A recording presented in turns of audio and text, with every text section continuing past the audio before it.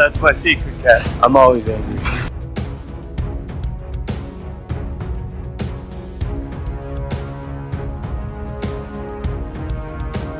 All right. I ran out of patience. On the roof! Hey everyone, Captain, big fan of Spider-Man.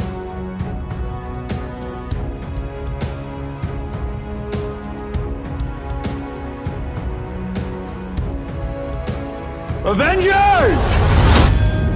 Assemble.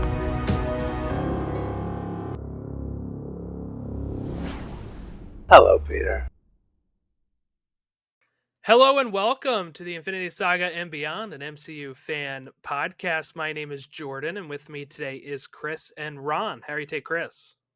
I'm doing great. I'm doing better than the topic we have. I was going to say, you're doing great. We're going to change that. Ron, how are you today? Ron. I am not here against my will. I told him to say that. Okay, so we have... we are talking Madam Web, which I haven't seen, so we're going to do a fun thing where I guess I'm going to ask you guys questions about the movie so you can kind of give me the general plot. I know nothing really about it except for that her mom may or may not have studied spiders because they took that line out. So I'm going to have to defer to you two as we kind of go through this movie because I see stuff online about it. No clue what's real, what's not real. But first, I want to get just impressions on the movie. And I'm going to start with you, Ron, because you saw it first. Mhm. And you hinted to it on, I think, the Fantastic Four episode we did. And my friend Casey was listening to it, and he said he could not wait to hear your review because of how bad you had called this movie. So I want to just know your general thoughts, how you went into the movie, and then what you saw. All right. So I am going to be a little more choice with how I talk about this. Now that the sort of initial, being horribly offended that they even released this movie is over, and I've kind of had some time to be able to just, I guess not really marinate on it because my thoughts on the movie haven't changed, but just I don't want to be the guy that's just piling on. We've seen, dozens and dozens of podcasts in the last week that have told you everything you need to know about this movie. It's awful. It's a contender for not only the worst superhero movie I've ever seen, but worst movie, period. And it's really just more indicative of a much bigger problem that Sony has right now. We've seen some people play the same card that they play every time a project led by women comes out. It's, the movie failed because it was women and it was a woman director, yada, yada, yada. The gender of the people involved had nothing to do with why that movie was so fucking bad. It was the writing. It was the characters and just the lack of believability in most of their performances. Dakota Johnson, unfortunately, she's the only one that I'll kind of get on a little bit here because her performance was awful. And everything she's talked about since this movie came out has just basically been trashing the movie, which, I mean, we've all been kind of doing the same thing. But it's kind of like the Tim Robinson banana suit. We're all trying to figure out who did this. Her acting is responsible for a good 20% of why that movie was so awful. But like I said, it's outside of her performance. I think most of all, it's a sign of really bad times for Sony. I mean, we heard that there was kind of really bad morale on the lot the last week, which, I mean, I don't know what they thought was going to come of this. But anyway, yeah, it was bad. It was really, really bad. And I'll kind of leave it at that because anything else I would say would just be more and more digs that, again, we'd just be kind of kicking a dead horse. Chris. This was the most boring movie of all time because at no point were you invested in anything. There was no story. There was nothing earned. Dakota Johnson played a very unlikable character that somehow the movie thought we would root for. Dude, not to cut you off, Chris. what the hell was that writing choice? Having her deny, like, not taking the. So Jordan, in the beginning of this movie, Dakota Johnson and Ben Wyatt, or wow, I really just Ben Wyatt, Adam Scott, who we know as Ben Wyatt from Parks and Rec. That just He can only play Ben's. yeah. Oh my God, yeah. Yeah. I didn't even realize it. He's in Parks and Rec, and he's also Ben Parker, right? So maybe this movie is actually set in the Parks and Rec cinematic universe, and the sequel is gonna bring that all around when Ron Swanson dons the spider. But this role was not recreational. No. So where was I going with that? Okay, so in the kid in the first act of this movie, there's like a big thing where Dakota Johnson and Adam Scott like are kind of like saving people. They're paramedics, you know how it goes.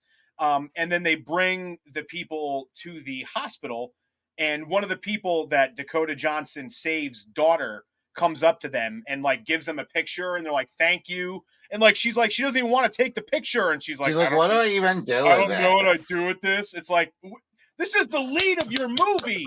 They're supposed to be the most likable person in the movie. What are you doing? It was horrible. I just wanted to like. I wanted to leave the theater at that point. I was done.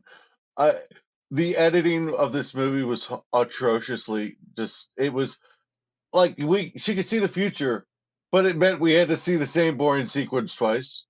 Yeah, and like it was like very much like not edited in a way that was enjoyable. There was no like how when Peter Parker gets his spider senses, and he's like there's like you kind of can tell something's up. There's nothing of that. She just looked less infatuated with the movie. It was weird. And there's this weird scene where they're giving people like she's teaching them how to give CPR, and this girl literally just says, "I've never said this before, but like you're a really good teacher." Like, and it's just so. And I think they try to have like this payoff where like they give her CPR at the end, and I'm just like, yeah. Oh, come on! The writing was so like. And I hate to say this because like it's one of those things where it's like, could I write better? Probably not. I've never written a screenplay. It was a high school film. Yeah, made by Sony. It was a high school film project.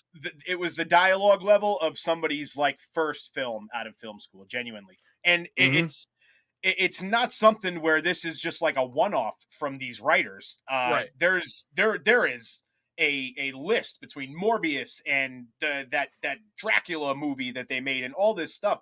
Like they got like 6 of the top 10 spots, or bottom 10 spots, I should say, on Rotten Tomatoes in the last 2 years. It's kind of like being a weatherman. They don't have to be good at the jobs. They just keep getting them. Well, it's why? You know what it is? It's because they don't push back. Yes. Exactly. They don't push back. They do whatever the hell the studio tells them to do. But the weirdest thing about this is what is Sony telling them to do? Like, go out and make bad movies? Like, I don't understand it.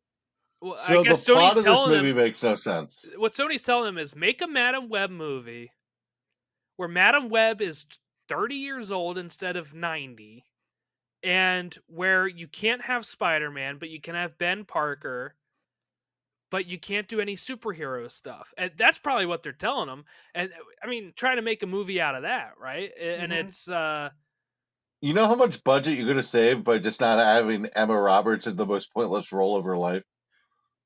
You could have saved even more money by just not putting the movie out. But that's Emma Roberts is in this?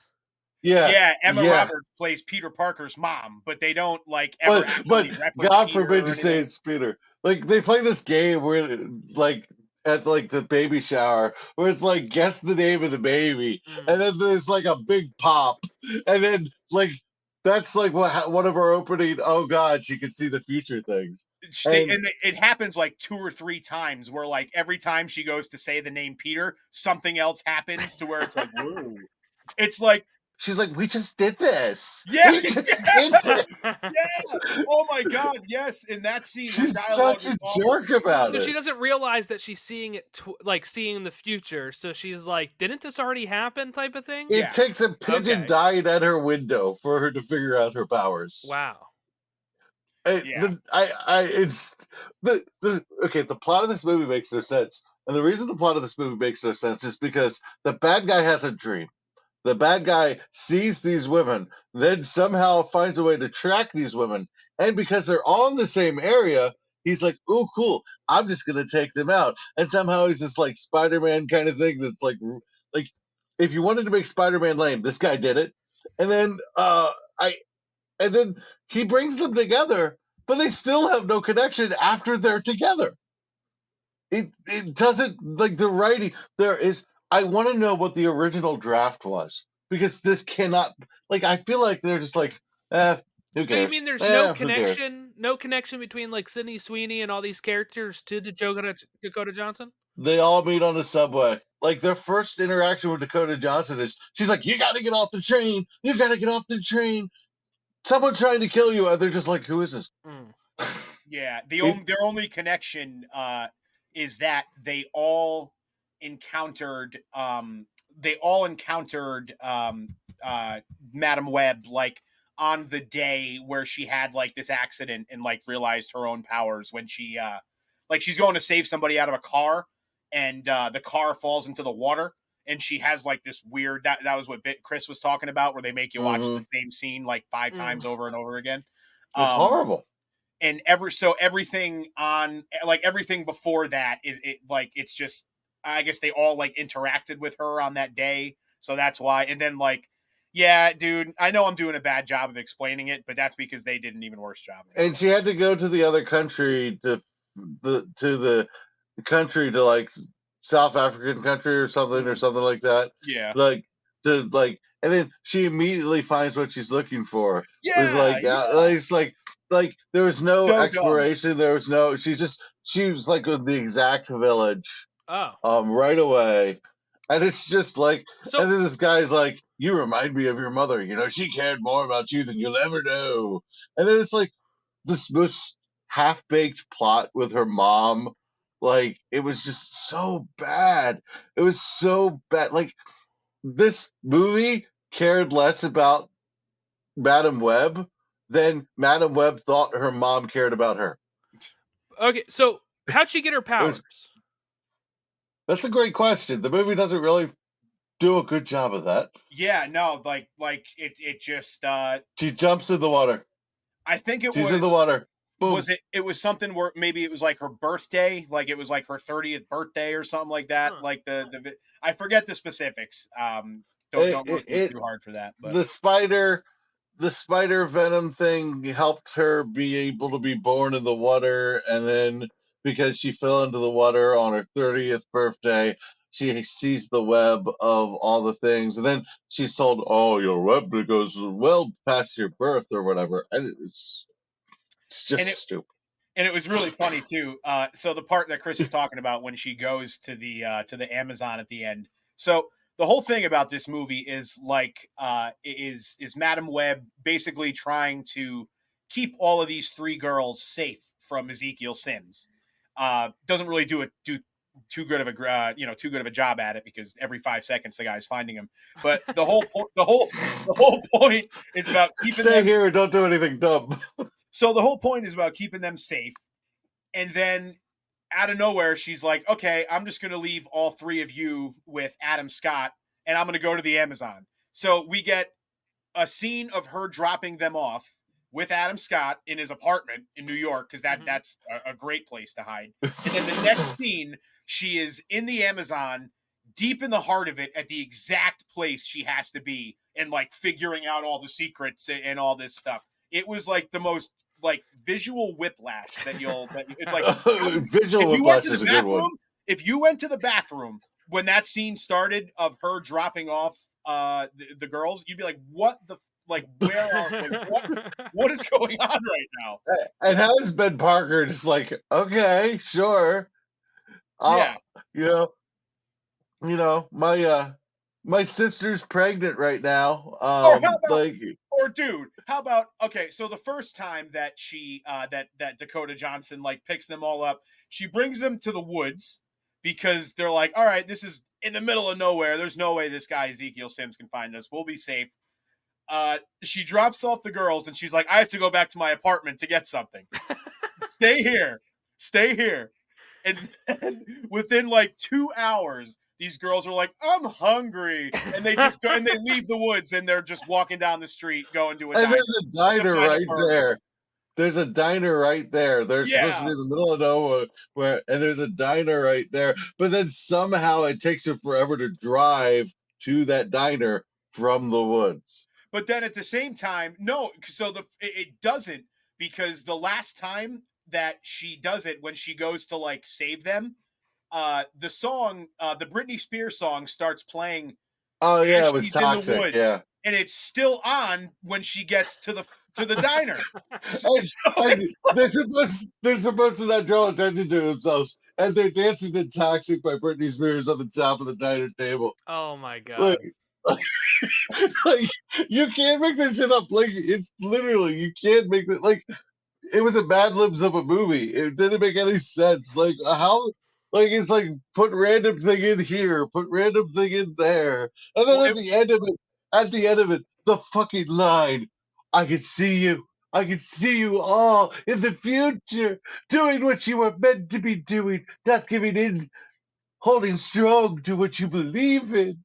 And that's And the it's only just time like, we see them in their suits, what I heard. I was just Yeah. gonna say we'd be remiss to also not mention that we saw all of the suit time in the movie in the trailer. There was there was Picture one for scene in picture. the beginning.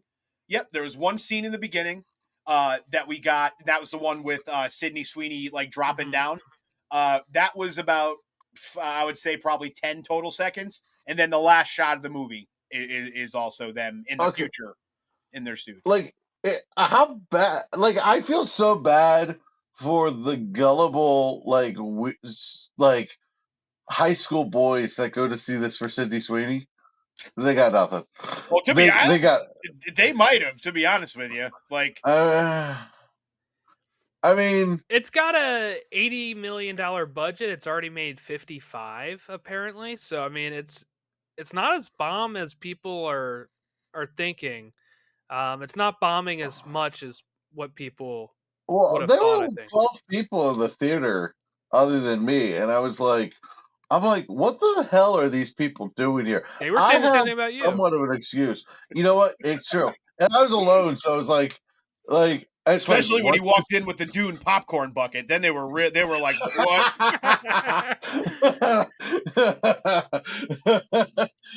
All right. I think this is where we end it. All right. Actually, really quick, one more thing though, we would be remiss not to mention.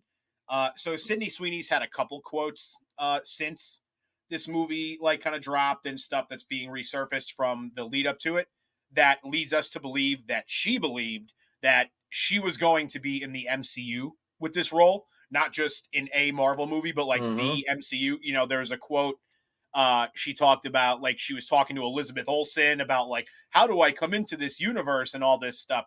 So, and it doesn't seem like she's the first person to have this happen to. So I'm very interested to know what the deal is here. If this is Sony like intentionally misleading actors to, actors who wouldn't take on these roles if they knew what was really going on, or if it's like, I guess I can't even really think of any other like possibility of what it could be. So I'll say I don't think Sony is in. Okay, I don't think Sony is lying, but I do think that they are being vague. So they either say this is a Marvel film and people think MCU, Lying by omission. because they don't understand that Sony has the rights to some of these characters. Or even worse, they say, hey, you're joining the SUMC or the SMCU, whatever they call it, right? The Sony Universe of Marvel characters. And they don't describe what that means, because that's what they call it, the SUMC.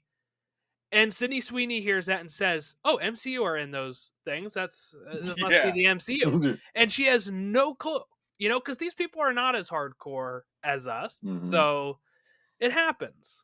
right? This is the loosest I've seen the words "in association with Marvel" ever feel. It's also like there must be some really, really bad talent agencies out there then, because we saw Dakota Johnson fired her presumably over this movie. Like you would think at some point, if the actors themselves didn't know, that their representation would have an idea, given that it's like their job to know what's going on in Hollywood and all this stuff. So I think, I mean, at this point though, especially when it happens to an actor as high profile as Sydney Sweeney, things are about to come to roost. Like, I don't know Mhm. how they're ever going to get an A-list actor to be in one of these movies ever again. Luckily, Craven's already shot, so they don't have to worry about that. Yeah. I'll Yeah, tell you this, I will I'm not go seeing see that. it. I was just gonna say I'm not seeing it in theaters. Unfortunately, like I love going to see these movies so much. Yeah. It's not just the movies themselves. It's taking a day The for feeling. yourself. Yeah. Going getting some popcorn, having an icy, going to the comic book shop afterwards. Hey, I had a fun time until the popcorn ran out. Yeah, but with that said, like even with that said, I will not be giving Sony another dime of my money until they prove that they deserve another dime of my money. So if Craven comes out and that's a flop, I'm not going to see Venom 3 in the theater. Screw that. Why? Like why? It'd just be another waste of day and another thing that we have to come on here and shit on. Yep. The worst Arrowverse show is 10 times better than this. It did have very bad CW vibes at times in this, like the bad of the CW. Yeah. Because I know when it's good, but when it's bad, it's real. It's bad. No, you're talking to people who've sat through some very bad 699 episodes. All right. Exactly. So this felt very much like the bottom 200 of that 699. Very much. Yeah. I honestly think the bottom 200 was better though. It's just like it's that bad. Like, so I just don't understand how this got through all the steps it takes to get through. Like, we have David Zaslav just chopping movies out of nowhere for tax credit. I'm just like, Sony, I don't support that. But if there was ever a movie you were going to do that with, this is the movie. Like, I would actually, like, if Batgirl was this bad, I'm almost happy we didn't see it. Yep. Now, who knows if it was this bad, but if it was anything like this, oh, God.